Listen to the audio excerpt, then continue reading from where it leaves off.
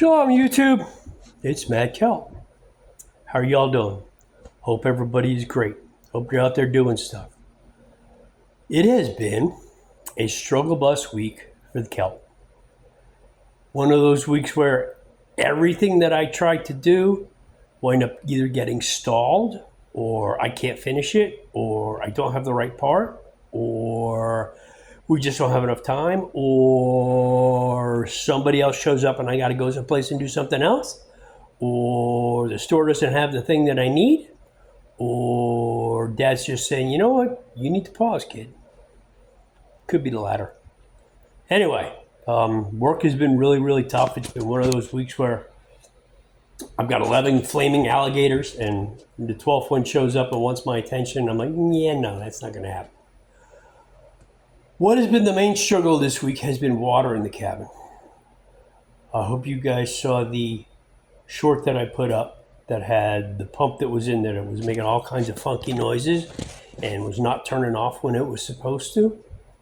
So I believe that the pump was overpressuring and it just wasn't doing what it was supposed to.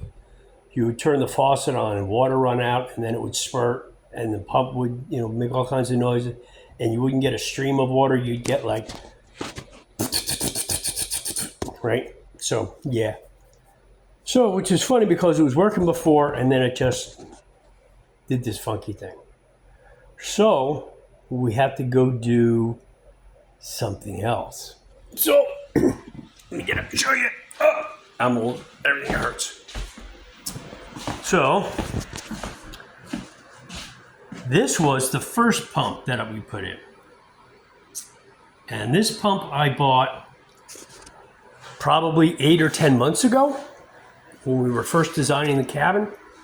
And we thought that we were going to run the entire cabin off of the Opus 4,000 megawatt Omega 5 solar generator. And that turned out not to be practical at all.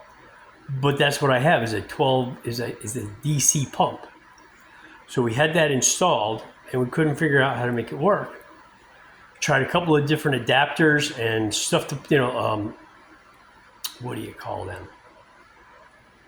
Whatever. Trying to get it to go from DC to 110 and just didn't work, just kept blowing the things up. So what we could have done was put the little Opus in the bathroom with a solar panel and plug this into that. But that's kind of Rube Goldberg. That's like a thing that you don't really need to do to bypass the system that you didn't think that you were going to need in the first place. Anyway, so what I did is I ordered another pump, which is almost exactly the same requirements. That's this guy. And that's 110. Yay, rah!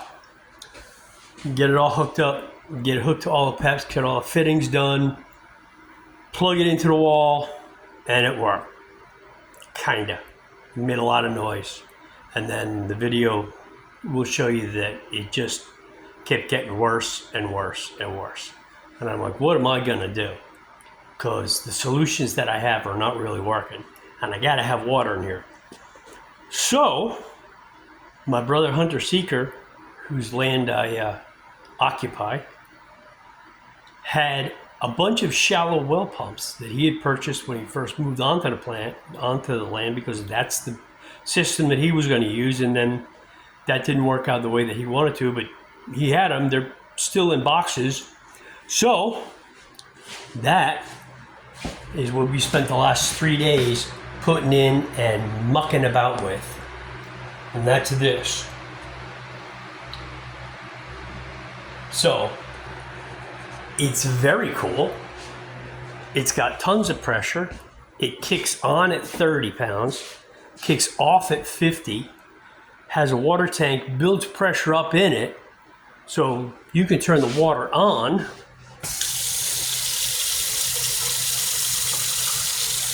and the water just runs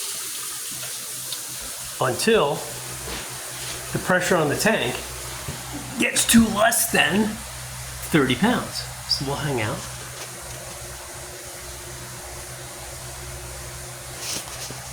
We'll see what that does in a minute. But it's got a ton of water. It runs forever.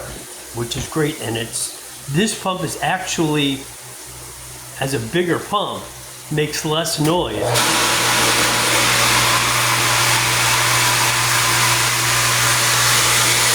than the last pump. So, and the water pressure is much better than I had with the other pumps.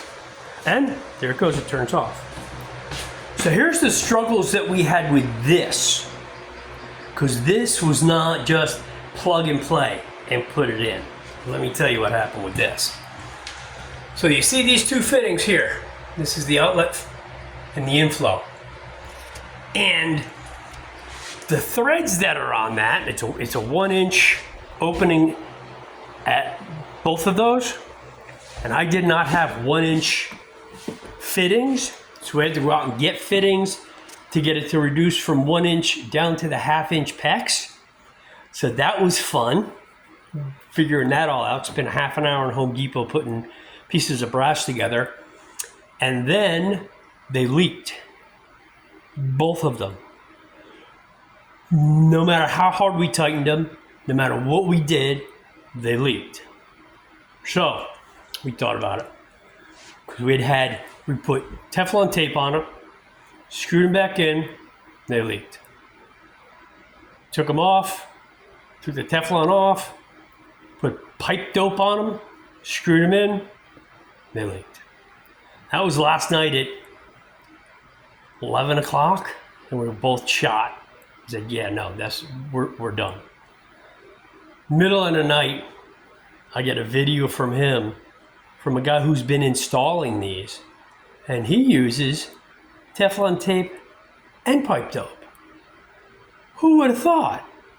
Because I was always taught, and Hunter Secret was always taught, one or the other.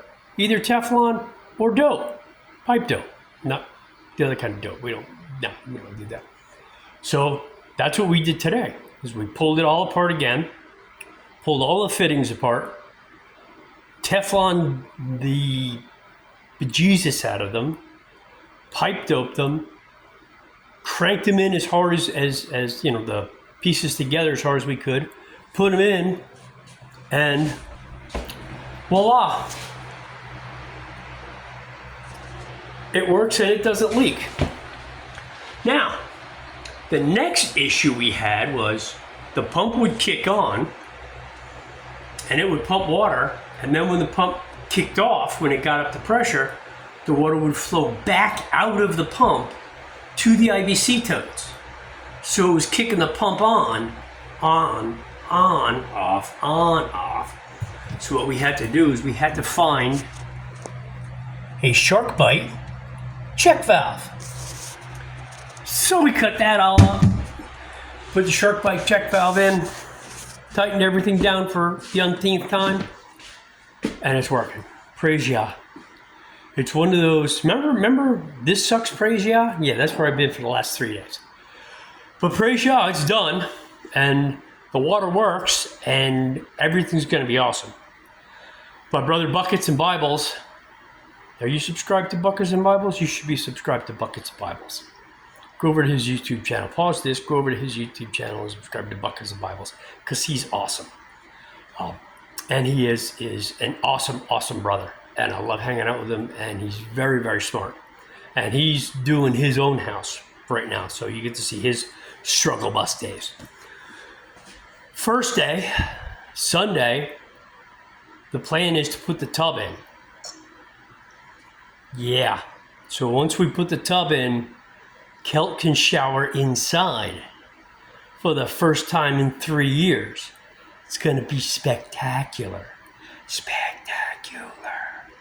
And then the other thing we're going to do Sunday is we're going to move the 2 other 330-gallon IBC totes that I have that's over by the camper over here to the cabin, and then we're going to get them all plumbed together so that we have 1,300 gallons of rainwater catchment, which is going to be awesome. And I'm hoping to get that done in the next couple of days, because what happens in Oklahoma is somewhere in May or June, we go into drought season and we get no rain for 100 days at a time. So I'd like to get that done before we go into drought season. Let me show you where that, I don't think I showed you where it was, but here's the tile all done. That's beautiful, isn't it? I think so. I think that's gorgeous. Anyway, we gotta put the shower valve in. We gotta put the pipe in for the shower, but that's easy peasy. The tile is all done. It's grouted, grout sealed. Everything's awesome. So it's ready for the tub. It's ready for shower. Hopefully that's going to happen this first day, barring the unforeseen or there's tornadoes and Buckets of Bibles winds up going on deployment. Yah's will. So what are we doing in the meantime? Well, Kelt has gone out and purchased himself a pancake compressor and a brad nailer so that we can finish the bedroom. Let me show you the bedroom. I like the bedroom. So this is the color. It's this awesome green. What's it called? Secret Garden or some gay shit like that. But this is the color that I really like. It's the color that I had in the bedroom in Pennsylvania. And then 1/2-inch plywood will go up on the bottom half of these walls. It'll get stained the same color as the rest of the cabin. Once we get those up, we can wire the outlets in, and praise Yah, we'll have a bedroom. We'll have to go out and buy the next phase after that. We'll be going out and buying carpet and a pad, but that is fairly easy. You know, I've done that before. So we can throw the room turns out to be 911 by 92. So I'm just going to get a pad and a piece of carpet cut to size and throw them in there. And then me and the cats can start moving. Moving. We got to move it. But yeah, that's, I was hoping to do that, get the move started this weekend, but I said, hey, wait a minute, kid. So hopefully next weekend, we'll get it done. And we will start moving stuff in here, and we can move the cats over, and we can start living here full time. Oh, I can't wait. But again, this sucks, praise Yah. I have no idea what his plan is. That's my plan. His plan may be different. He usually has a different timeline than I do.